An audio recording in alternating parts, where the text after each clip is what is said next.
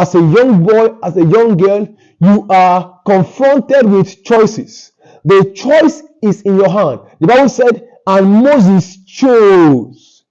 He chose rather to. He chose to suffer. He chose to deny himself.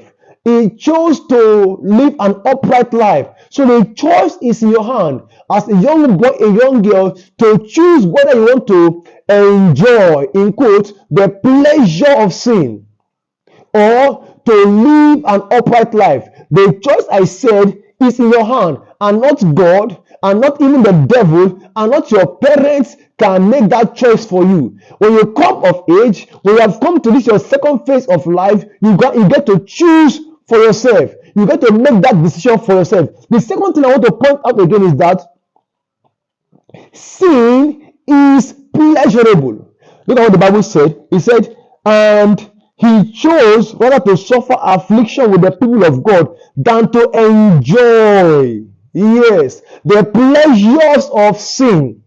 Do you see it now? He said the pleasure. So sin, yes, is pleasurable.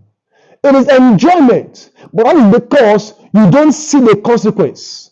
Let me make it very clear to you. The fruit may seem sweet, but the root is bitter. Many that give themselves to the pleasure of sin, the outcome, the repercussion is so, unsavory. So, yes, I would say sin may seem pleasurable, sin may seem like an enjoyment, but I tell you, it is also a bitter and poisonous act. The front end looks appealing. For those who are into programming, the front end looks appealing, but the back end is what? Is appalling, is chaotic. The devil, when he brings sin to you, he so sweet coats it. He so decorates it that makes it look appealing. But I tell you, like I said already, the fruit may be sweet, but the root is bitter.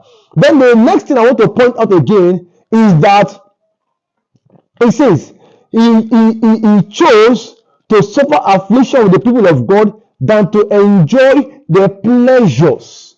See the word there, plural. Pleasures of sin. They are plethoras of sin. Sin abounds in shapes, in colors. Sin abounds, particularly in this our own time. And sin has taken different forms, different names, different appearance, that it is now becoming common and normalized, that even the average and nominal Christian or believer cannot distinguish between what is sinful and what is not.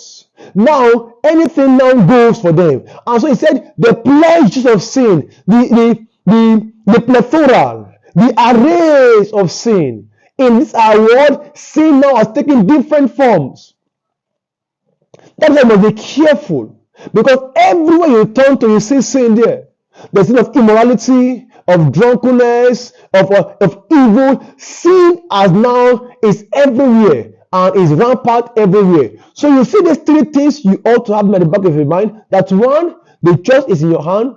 Two, also that sin may seem pleasurable, but it is also painful and perilous. Then number three, there are plethoras, there are arrays of sin. You must what? Flee from them.